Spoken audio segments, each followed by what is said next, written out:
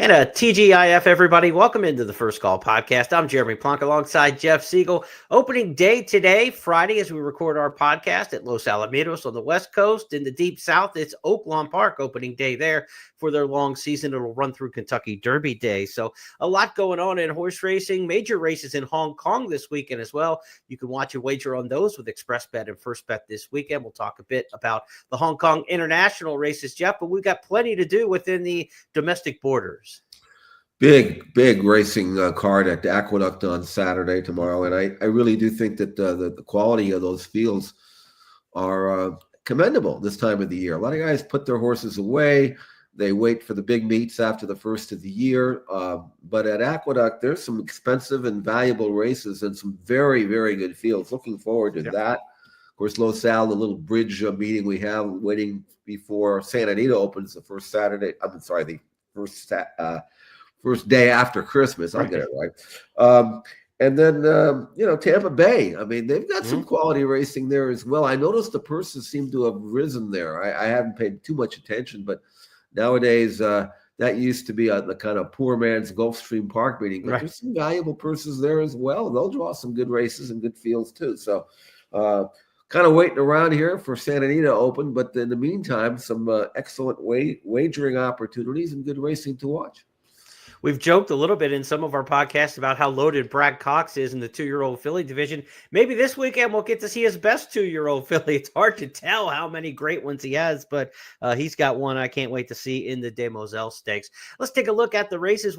We'll handicap here on the podcast. For those of you watching on YouTube or on X, be sure to like and put comments in the section. Help us build the audience. For those of you listening on our traditional audio podcast channels, these 8 races will be on our handicapping docket. From Aqueduct, we'll do the Gopher Wand, the Remsen, the De Moselle, and the Cigar Mile.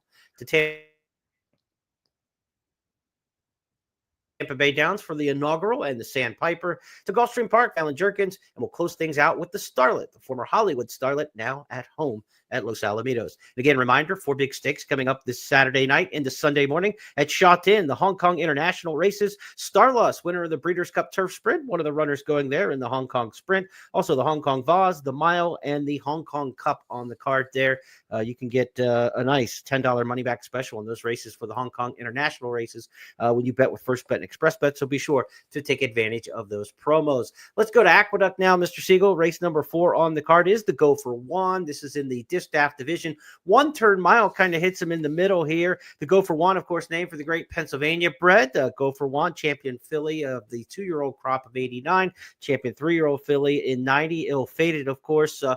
Inducted into the Hall of Fame in 1996 for Billy Badgett. Gopher Wand, tremendous race mare. Unfortunate ending with her being injured. But Gopher Wand Stakes this year has a pretty decent field.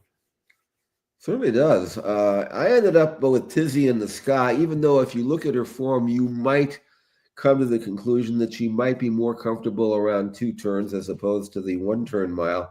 She did break her maiden over this track and distance at a 1-turn mile, so there's that. And I do think that in her form, her form went a little bit south when she was disappointing in the Phipps, but that was back in the summer. Now she's coming back. 4 wins in 2 seconds and 7 starts at Aqueduct. You know, I'm a big horse for course theory kind of guy. A very consistent mare when she's in the right spot. She's in the right spot here, and you can't ignore that Flavian Pratt's taken the mount. Yeah, that's a very good angle we had out here in California while we could employ it. That's the first time Pratt angle. But then that got kind of cat out of the bag type of thing. That didn't work anymore, at least didn't in terms of trying to get a price. But Dizzy in the Sky is good. If she were to run back to her top flight win, even though that was a longer distance, but it shows that, you know, she likes this track and got numbers that can win. And this is a good place to bring her back for Todd Pletcher. She was a good second in this race to Gopher Wand last year, so she tries to one-up that performance. Her win in the top flight was back in April, but several of these coming off layoffs. Let's take a look back to that one, acquaint you with Tizzy in the Sky. They've got the lead with a quarter mile left to go, and Tizzy in the Sky now gets the cue and quickly is up by 2.5 lengths. Movie Moxie continues to chase out in the center of the racetrack. Comparative starts to commence a rally from the back with Towhead, but Tizzy in the Sky with those fractions, it's all Tizzy in the Sky with the 16th to go. It's the top flight. It's Tizzy in the Sky to win it easily. Tizzy in the Sky wins it. Movie Moxie, then Towhead. You mentioned Flavian Prat. He's got 23 graded stakes wins this year, just 2 off the single season all-time record in North America, held by Jerry Bailey back in 2003 when he won 25 graded stakes. This could be number 24, Tizzy in the Sky, for the Go for One Stakes. Jeff's top pick there, race number 4 at Aqueduct. We go to the 7th on the card Saturday at the Big A. It's the Remsen Stakes. And, you know, the Remsen's kind of the butt of the jokes going into the Triple Crown for many years. It's been since Thunder Gulch, I believe, in 95 since a Remsen winner had won the Kentucky Derby. Nobody from the Remsen really had done a lot hitting the board in the Kentucky Derby in recent years at all. But last year was no joke. When you looked at Sierra Leone and Dornoch running 1-2 in there, of course, they go on to win some of the biggest races of 2024 then as 3-year-olds.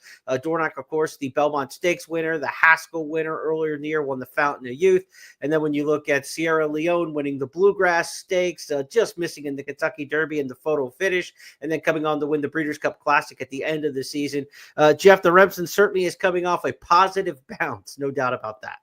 Yeah, and this is the kind of race that can be really, really productive, really strong, or not. It depends on who shows up. It's not the race itself, it's the horses that are in it. Last year we had some really top colts, and it proved to be a very productive type of race. I'm not sure how good the Remsen is going to be this year, but we do have an intriguing colt here, Jeremy, named Key Waden, who's an Instagram colt. Who, if you look at his pedigree, you'd figure, well, he's a one-turn horse. He's a sprinter type. And he's got the classic 2 sprints in a stretch-out pattern that I like. And his numbers, he did what I like and what I demand to see of a young colt, and that is produce a forward move between your first and second start. Don't run great first time and then go backwards. Right. And he did the opposite way. He got beat ahead in his first start at Saratoga, ran well, earned a very strong 85 bar number, came back and built on that at Aqueduct, which is important, the same track, and won that race with a 91 bar number for Chad Brown.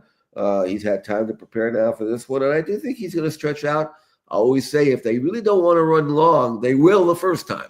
Yeah, and this is the first time for Key Waden, and he might eventually prove to be a middle distance to longer type colt. But if he's going to be have an impact in his class, in his division after the first of the year, this is a race Key Waden is supposed to win, and I think he can and win.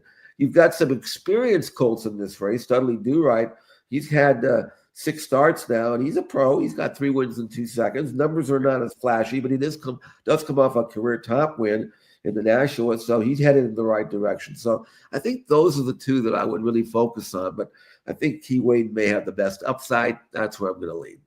And we talked about this earlier this week as well on our Tuesday podcast. It's official. Losing that career debut can be a blessing in disguise sometimes, because you get to run back in the maiden ranks and not go straight into a stakes race. Key Waden would be looking at a 6-furlong debut win at Saratoga and then try to go a mile and an eighth in the Remsen Stakes. By losing the debut, he ended up getting a 7/8 of a mile maiden run again, and now he gets the 2 sprints into the route, like you said, to try the 9 furlongs. So it may work out well in how it turned out in losing that debut. Studley Do-Right, the other one you talked about in here, coming off a win in the Nashua. Not visually impressive. It was kind of a grinder's race. As you mentioned, it was the fastest he's run on speed figures in his career. But let's go back and take a look at the Nashua Stakes, where he's able to get by Vekoma Rides and others, but none of them really looked like they were trying to win. It was kind of a battle of attrition in the Nashua. Top of the stretch with a quarter mile left to go.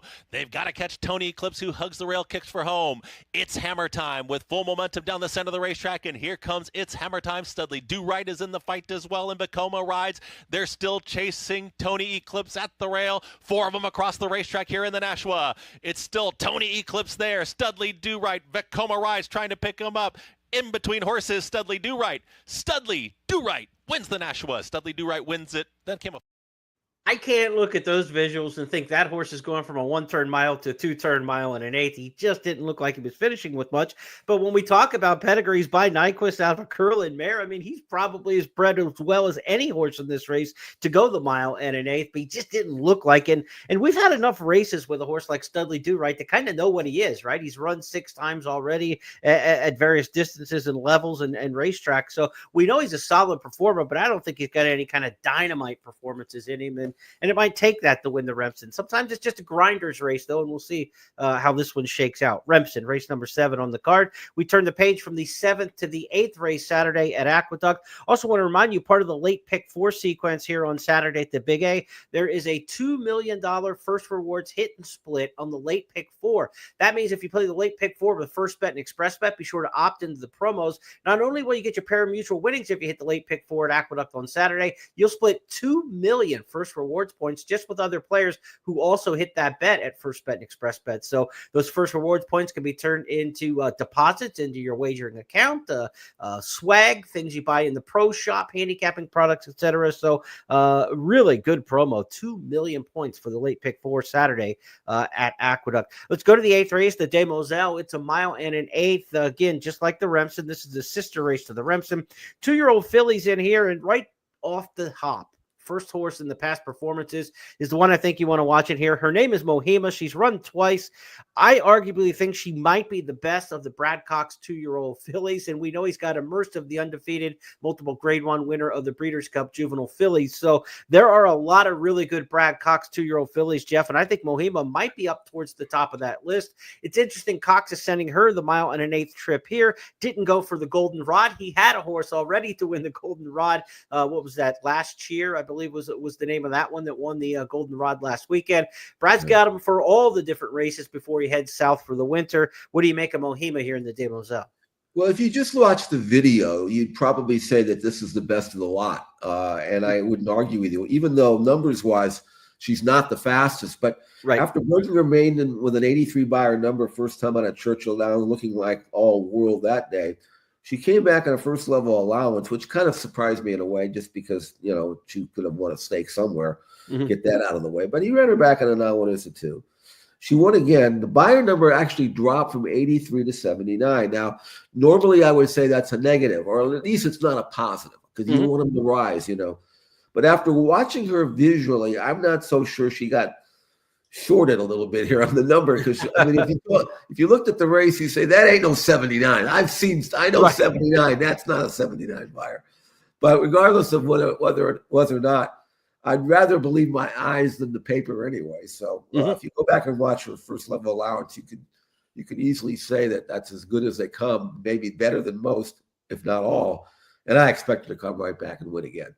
Let's take a look at that race at Churchill Downs back on November the 1st. Beach comes through toward the rail. Tiz Purple has tailed off. Liam in the Dust is caught up as well, but in the meantime, Mohima has kicked on. She's clear by 4, heading for the 8th pole. Plaza Beach plugging away in second. Liam in the Dust and Lady Orient, final 16th coming up. And Mohima has built an insurmountable lead. She's clear by 9 lengths down to the wire, and she's geared down again. A filly with a future is Mohima. All right, let's talk about some of the opposition in this race. Liam in the Dust was second in that race. Flavian Pratt rides. We know what Pratt has been doing for Rudy Brisset, hot trainer. So those two come out of the same allowance races. They draw against each other in the 1 and 2 holes in this particular race. Michelle, a Street Sense, first-time debut winner impressively at Laurel. Not a fast number, but steps up in class here and comes north. We've seen horses from Maryland do well here this time of year at the Big A. What do you make of the others in here? You got anybody else to use underneath Mohima, perhaps? Not really. I mean, Mohima, just as I mentioned, her Beyer number dropped, and she still towers over the field anyway. So, even if that was a true number, she's still going to win. And I think she acts like the way she moves that she's going to handle 2 turns, no problem. Inside draw, controlling speed. I mean, I don't know how low she's going to be, but 10 cents on the dollar wouldn't be too low. Wouldn't we be low enough? Maybe that's just how good I think she is. I mean, the other thing about her is that, Munnings is a terrific stallion, but he doesn't usually get the big high price, sales as yearlings. And she brought $700,000. That's a lot of money for a Munnings. And so, in addition to having, the bottom line, I mean, she looks like a filly who's just an incredible looking filly. So you mentioned you thought she could be among the best or the best of the Cox slot. I wouldn't disagree with you. I don't know. Yeah. I think we'll find out more about her here. But if she goes out and wins this race like I think she's going to, then the case could be made very, very strongly. Okay, race number 8. We think it's going to be a heavy favorite in there. Single in that $2 million first rewards points hit and split in the late pick 4. Also, if you're looking at a daily double, is not a bad way to go. If you like Mohima in there, instead of trying to beat her, pair her up with somebody else. Races 8 into race 9 is stakes action as we get to the Cigar Mile next in our handicapping. Cigar Mile grade 2, a 1 mile race around one turn at Aqueduct, of course, named for the great Cigar, and he was, of course, the 1995 and 1996 horse of the year. Most famous for winning 16 races in a row, of course. Cigar got the Madison Square Garden treatment, a parade through New York City upon his retirement. Quite a finish to a career that started, Jeff, 2 for 13. He was 2 for 13 when he went on his 16-race win streak. I don't know in today's racing game. I mean, look, I know that was only like 20 years ago, a little less than 20 years ago now. I don't know that a horse 2 for 13 ever turns it around and becomes the star of American racing anymore. People are just too quick to pull the plug. They're too quick to pull the plug after they get good just a little bit and send the horse off the stud. The patience Bill Mott and the late Alan Paulson and family showed with Cigar. Obviously he was a turf horse early in his career. They switched him to dirt and things went well, but I just don't, in today's game, I just don't ever see a horse now, 2 for 13, suddenly becoming the darling of horse racing. I remember I had a colt from Europe named Eastern Spirit. We ran him in the Volante. And among those in the race, this was a 1 1/8 grass race, was Cigar. And, we won the race. It was great. It was a great thrill, but I didn't think much of it at the time. Cigar, ain't that big a deal. So we also beat a horse named Tinder's Way. So in that same race, Pacific Classic winner, right? He went on. And I remember saying that in retrospect, 10 years later, that wasn't half bad. It's right on the wall anyway, on the picture. But you're right. I mean, and that was so weird because Cigar himself was actually bred to be a grass horse. And I don't know why he didn't act on it. But maybe there were other factors that made him a lot better older than he was younger. Maybe he would have been a good grass horse later on. Who knows? But why mess up a good thing, right? And he was a really, really great race and great horse. And I remember being at Del Mar when he got beat. But the thing is, he is one of these horses that, in his era, was one that people drove to watch. And a lot of people came down from LA to watch him, and he was a very, very big name, and deservedly so.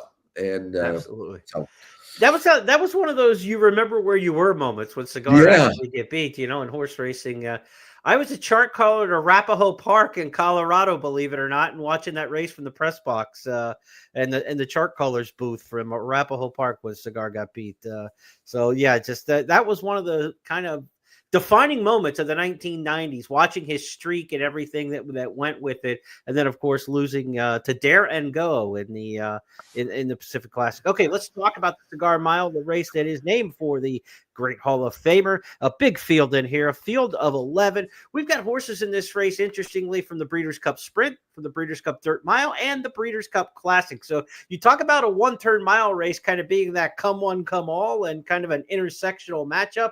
It proves it this year in the Cigar Mile with horses from the short, middle, and long in the Breeders' Cup Dirt races. And they're quality horses, too, coming out of the Breeders' Cup. Of course, you've got Mulligan, who was the favorite in the Breeders' Cup Sprint. You got Post Time, who was the runner-up in the Breeders' Cup Dirt Mile. And then Senor Buscador, who kind of split the field, running a solid 5th of 14 in the Breeders' Cup Classic. And, of course, when you talk Senor Buscador, you have to mention his $12 million season this year. He had an unbelievable bankroll this year. I think he's got another start or two left in him before retirement. Senor Buscador tries to win this race, the Cigar Mile. Ran second here a year ago coming from out of the clouds. If he's to win it, Jeff, there's going to have to be a hot pace, right? I mean, if Senor Buscador is going to run his best, it comes back to him. So do you see the race shaking out that way, or do you see one of the speed horses having an edge in here? I think one-turn mile races can be tricky because while there may be a little bit of pace on the paper, you have that long run from the starting gate to the far turn, almost a half a mile, and jockeys are reluctant to gun their horses out of there. And oftentimes when that happens, you get that soft 23-1, 23-2 opening quarter, and then it picks up steam thereafter. But those deep closers, now they have to rally into a pace situation in which the leaders are pretty fresh. It's a tough task. occasionally you'll get a pace meltdown, but the higher grade of horse that you have, the less likely that is going to happen. And while we do have horses, stretching out per se, like Mulligan, I don't think he's the kind of horse that's going to blaze out there in 21 and change and 44 and change. I could be wrong, but I don't think he's that kind. As a matter of fact, in the Breeders' Cup Sprint, they took him back after breaking well, and I think that cost him. He was asked to quicken, and he tried in the final quarter of a mile, but the leaders weren't coming back. So that race wasn't as disappointing as it may have looked. I could easily see him be the prototype one-turn miler where you lay close up and then keep going. If I had gun to my head, if I had to pick one that was the most likely winner, it would be Mulligan. But I'm married to Locked, from last year when I was so high on him as a 2-year-old. And, he had some issues and was unable to continue on the Triple Crown Trail. But he came back very well. And the one thing that I do like about Locked in terms of this race was that his comeback race was easy. It wasn't blazingly fast, but I didn't want it to be blazingly fast. I wanted to use it as a springboard. And if you look at his form from last year, you'll notice that the first time his career debut at Saratoga, he got beat. And then he stepped forward big time. He improved his Bayern number by 15 points. And I think with that relatively soft run off the bench, he's going to do the same thing here. They gave him a little bit of a run, he won. And now, for this kind of race, he is going to... And if that happens, I think Locke will win. So that's my gamble. Locke, Todd Pletcher to win the Cigar Mile. Let's take a look at his comeback race. And if he runs as well second off the layoff as Jeff hinted, this might just be a teaser of things to come. Comes Quality Chic. They reach the top of the stretch, and here's Locked. And Locked is ready to pounce. And here is Locked opening up. Gun It is right there in second, trying to hang on for that spot. Then Quality Chic up on the outside. Late run there, Bramito. But Locked is now approaching the final 16th. Was bet like he was ready to come back. And Locked at 2-5 will win the opener impressively. It's Locked who wins it. Gun It, then came. So Locked looking for that return to Stakes Company off of that nice allowance return. I'm going to give a shot in here to Post Time. He's one of my favorite horses. A little bit of heart going into it, but his form is unquestionable. He won the Carter Handicap over 7/8 of a mile on this track. He never quite looks like he's doing it at the top of the stretch. Sheldon Russell's kind of in the bike and then all of a sudden pop, and he did that late run in the Breeders' Cup Dirt Mile. Just came up a little bit short there to Full Serrano, who had the jump on him for sure in there. And a short stretch run. We talked about that a lot at Del Mar, a little less than 900 feet. He gets more than 1,100 feet at Aqueduct. So I think a longer run through the stretch is going to help Post Time in here compared to what we saw in the Breeders' Cup Dirt Mile. He'll be my top pick. I love the 11 hole in here for a race. It's a one-turn mile. He gets the load last, be on the outside, let everything happen inside of him, and just pick which spot he wants. If he comes with his inside run, I suspect he'll be rallying up the inside. I think Post Time will make him work for it. Really fun edition of this year's Cigar Mile, though. You've got the Charlestown legend Coastal Mission in here. You got the horse from New Mexico who's gone on to make 12, 13 million in Senor Buscador. You got Maryland Star in there Post Time. So really an interesting and fun race, a good regional intersection, and all those Breeders' Cup divisions clashing together, Jeff. That's a cool race. Bookham Dano's pretty good too. I mean, yeah, we didn't even mention Bookham Dano. Exactly. Maybe the best 3-year-old sprinter in the game. So I haven't gone over the prior charts of the Cigar Mile in recent years, but this has got to be one of the better editions. I mean, and I do expect many of these to continue their form after the first of the year. And God knows the older handicap division, as we used to call it, could use some depth and some help. And if they stick around and don't go to Saudi Arabia or wherever, I mean, this could be a fun time of the year after the first of the year for this level of horse.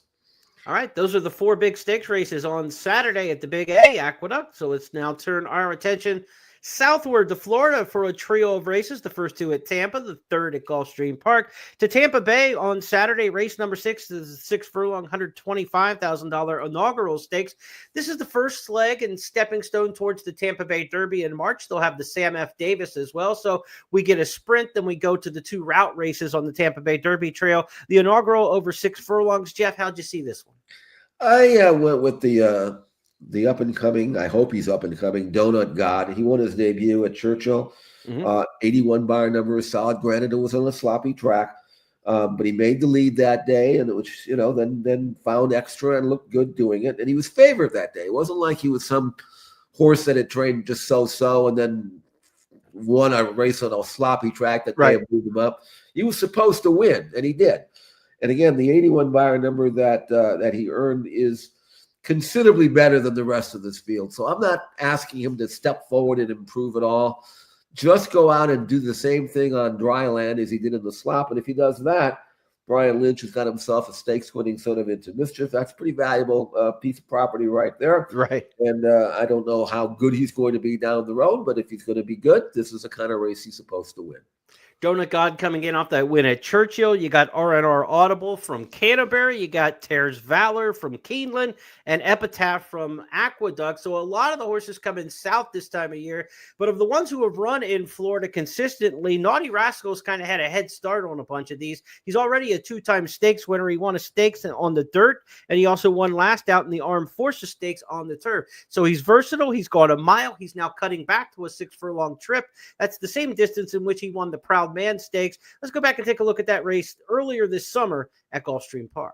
You like here as they straighten for the drive. Mila's Wish surrounded from between horses. Naughty Rascal at the outside. It's Classic, of course, trying to run on. Joey Muscles looks for a gap between horses. They come past the 16th pole. Battle up front. Naughty Rascal and Classic, of course. It's Naughty Rascal digging in. Classic, of course, can't get by. Naughty Rascal wins the Proud Man. He's got a grinder style, even going sprinting. And then when he went long, his two two-turn races since then, it was the same kind of grinding style. So if they get into a dogfight, you're going to have to really respect Naughty Rascal in there. But the horse you have, Donut King, just might be too fast for him, Jeff. Yeah, I mean, Naughty Rascal's a pro. I mean, he's a tough horse. I don't know how really good he is, and I think maybe there's a possibility Donut God has got more just inherent ability. But you know, the dogfight with Naughty Rascal, you'll know you were in one. And if Donut God goes backwards or doesn't fire Naughty Rascal, you know, he's going to be in a position to beat you, because he will beat you if you get into a tussle with him. So he's actually a good colt to run against at this stage, because he's kind of a measuring stick a little bit. You know, I think if you beat him, you've done something. But on the other hand, you probably should beat him. So we'll see.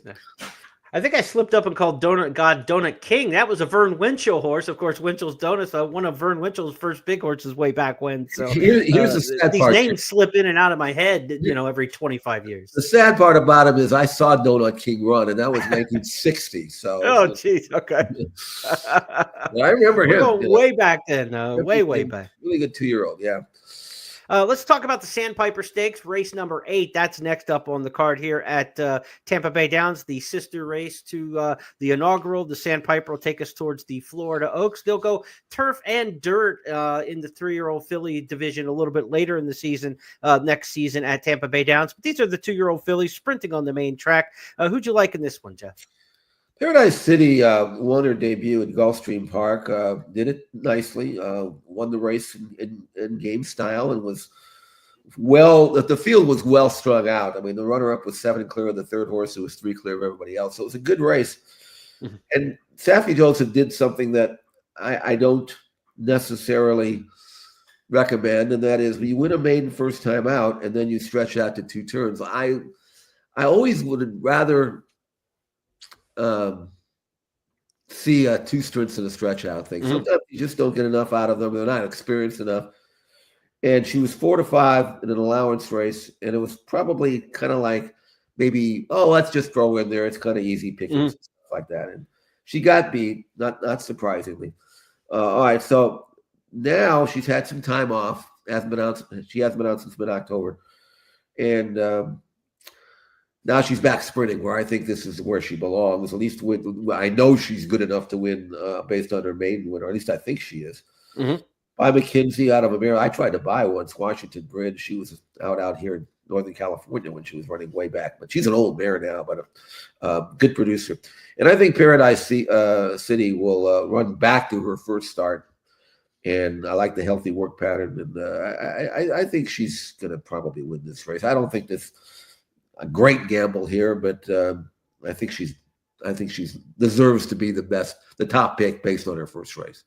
She is uncoupled entry in here with Andrea, a horse who won the Hallandale Beach Stakes, but Paradise City, Jeff's top choice in here for Saffie Joseph. Let's take a look at her debut win. Races up front as Zayas moves on Paradise City to go after Hope with Pope. They went the half in 46 seconds flat, and they're on their way home. On the outside, Paradise City challenging Hope with Pope, who tries to hold her off. 1/8 of a mile to go. Paradise City rallies forward to take the lead. Hope with Pope is up for a fight and comes right back. 16th to go. Outside, Paradise City has the upper hand, and Paradise City will win it for Safi and Zayas, beating Hope with. All right, Paradise City, Jeff's top pick there at Tampa Bay Downs in the Philly feature there, the Sandpiper Stakes. Let's go to Gulfstream Park now for the featured race on Saturday. It's race 11 on the card, 2 miles on the turf. We're talking about a lot of 2-year-old races and stuff like that and sprints this time of year, but 2 miles on the turf for the H. Allen Jerkins, named for the Hall of Fame trainer, won more than 3,800 races. Course, passed away in 2015. Best known for beating Secretariat with Onion. We remember the giant killer, H. Allen Jerkins. One of the interesting things about Jerkins, Jeff, he's probably the most respected trainer in North American history who never won a Breeders' Cup or a Triple Crown race. This is his game in the 3-year-old ranks. I know he tried some with horses throughout the years, Sky Beauty et al. In the Breeders' Cup, but Allen Jerkins did it the old school way in the handicap division with the older horses and the older fillies and mares. And to have a 2-mile turf race named for him, that might not have been his complete MO going 2 miles on the grass, but the veteran kind of horses here were where he shined. It's funny you mentioned that he never won a Breeders' Cup race, but I tell you what, he beat a lot of horses who did. So, yeah, I mean, it's a fun race. And very rare will you see a 2-mile race carded in the States here. If they are a 2-mile race, they're usually grass races, because when they run 2 miles in the dirt, usually the field is strung out through past half the county. Kind of an ugly type of situation, but with grass racing, they usually finish in a bunch, and you can get some very exciting races and close finishes in these marathons. The Great Wizard, he knows how to win them for sure. Yeah, first or second, 11 out of 18 times. He's coming off a win at Fair Hill. I tried to find that race on video on the internet. I did find last year's race, but I didn't find this year. I wanted to see how it's run, because that's a kind of fun carnival. I've never been there, but it's a jump track, and it's not for jumpers, this race. But anyway, he won that one, and he's won 3 out of his last 4, and that's commendable for a marathoner. Now he's got to carry 126 pounds. This is a handicap, old school, but he seems to be able to tote the rock. He carried 148, so I'll be thinking he's running under a feather this time. I'll put him on top. I don't have any great feel that he has to win or will win, but I know that he'll lay his body down. That's good enough for me in these kind of races. And you get a really interesting sibling rivalry in this race. The Gray Wizard is running against his younger brother in here, the Ginger Wizard. The 5-year-old is the Gray Wizard. Of course, he's gray. The Ginger Wizard is Chestnut. So we get the naming here. They're both out of the mare Fancy, and he'll spot his younger brother 13 pounds in here, 126 to 130. Yeah.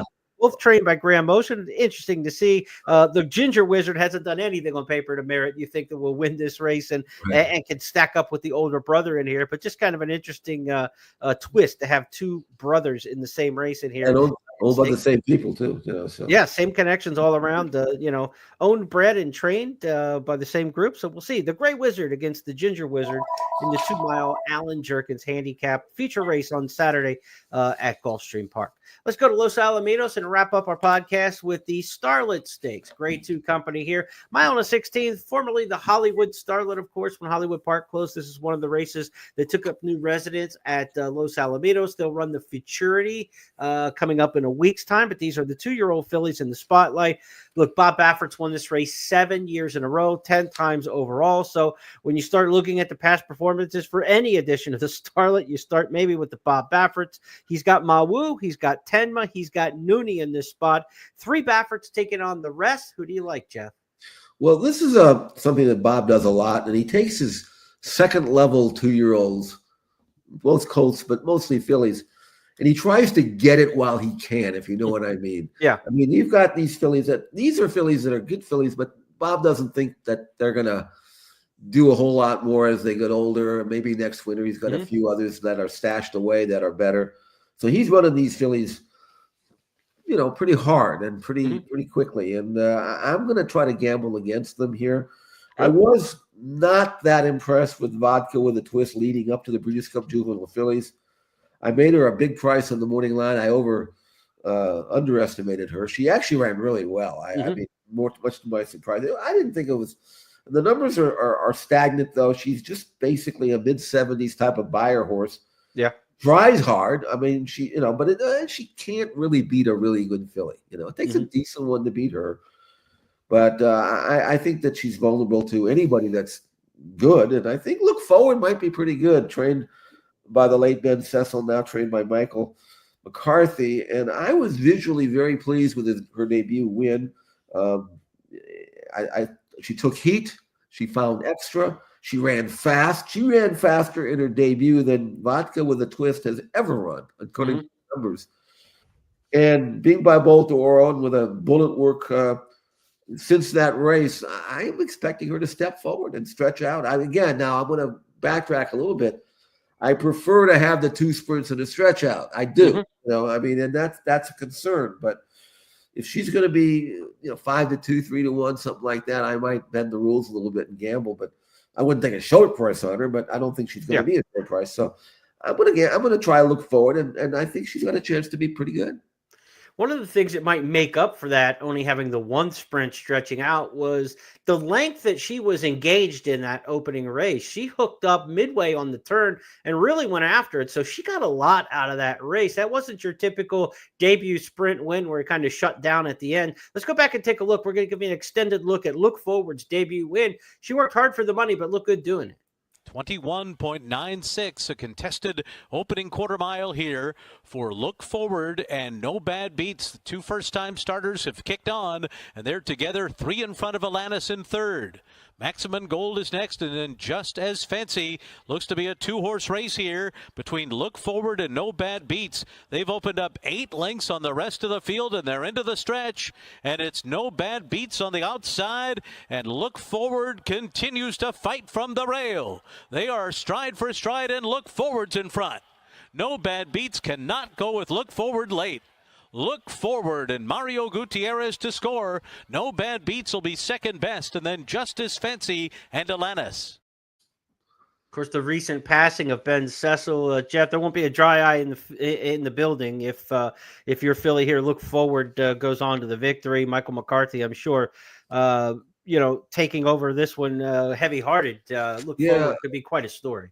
It would be. Ben was a good guy. And Look Forward in that race. She beat a filly in that race who was absolutely supposed to win. The favorite.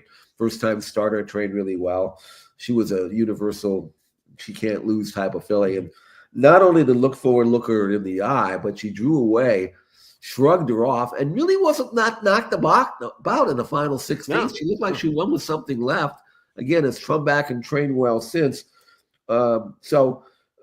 Again, looking at potential here and the stretch out trip and the likelihood that she'll be forwardly placed at Los Alamitos. They have a long stretch there, but speed's fine there. I mean, it's not like because I thought Look Forward showed a lot of sense there where she was able to take that heat. She would have, first of all, if that favorite had not been in that race, she'd have won the race by 15, and then she'd have been all the rage. Right. And if she'd been drawn outside that other filly, she could have sat off her and then kicked on, and she did not have that luxury. So, all in all, I'm very high on this filly, and I think she's going to find a way. One other note about the Starlet, Tenma takes blinkers off. They went blinkers on after the 2 Del Mar wins. Blinkers on in the Breeders' Cup Juvenile Fillies, and she was much closer to the pace than she had projected to be. Sometimes the blinkers on kind of backfire on you. That might have been the case with her. She goes back to the blinkers off in that long stretch run. If there's a horse finishing with the grind at the end of this race, it could be Tenma with a change of tactics from what we saw with the blinkers back off now after the Breeders' Cup Juvenile Fillies. So that's a wrap for our 8 stakes races coming up this weekend. Again, want to remind you about a couple big deals going on this week with First Bet and Express Bet. We got a $2 million late pick 4 hit and split. First rewards points, not $2 million, $2 million first rewards points for the hit and split on the late pick 4 at Aqueduct on Saturday. So play that late pick 4 and make sure you opt into the promo. And then stick around, I believe around 11:30 Eastern on Saturday night is the first post from Shaw Tin. The first of the 4 stakes races comes out, or 4 stakes races for Hong Kong International. Race night comes up in the fourth race on the card. Be about just after 1 a.m. as we take a look at the Hong Kong Vase. Is the first of the 4 races in the Hong Kong International Races Series. You can get more information on that in our blog section at news.first.com and at expressbet.com, where I've got to meet the contenders for the Hong Kong Vase lined up there. Luxembourg going in there, a horse we know from the U.S. trying to bounce back off a disappointing effort in the Breeders' Cup Turf for Ryan Moore and Aidan O'Brien. Good-looking cast. Last year's Melbourne Cup winner is in this year's Hong Kong Vase. Should be a really good race. Looking forward to seeing that race. Stay up late. The last time we had the late races, Jeff, I was watching some college football late at night and, catching the end of a game. And the Japan Cup came on about 1:40 in the morning. So I'm looking forward to being up late, maybe catching another good game. I don't know. Are your Bruins on late Saturday night? No. We play Oregon on Sunday up there in the afternoon, which is fine. But I've been doing some great football coming up as well. So it's just a good time of the year. I don't really have to work that hard this time of the year with the time off and waiting for Santa Anita, but that'll kick in a couple of weeks. Sure, take it while you can get it. I'll go 6 months without taking taking any kind of break. But this is a really surprisingly good week of racing. I mean, in terms of quality. Now, gambling that can come and go, but this is good racing, and looking forward to. I'm actually looking for. What I'm really looking forward to, because it's not too far away now, Jeremy, and that is your Triple Crown series, which will kick in again. Yeah, because all these pieces are going to be fitting into that top 20 of yours that you'll be putting out, and this is what builds on that. So there's some interesting things that you have to watch as well, because you're the guy who makes the list. I just read them, Countdown to the Crown debuts the first Friday of the new year each year. This would be the 20th season for it. So debuted in 2006. It'll be our 20th campaign with Countdown to the Crown. So we've got a lot of work to do. You've got a lot of races to check out this weekend. We hope you play them with First Bet and Express Bet.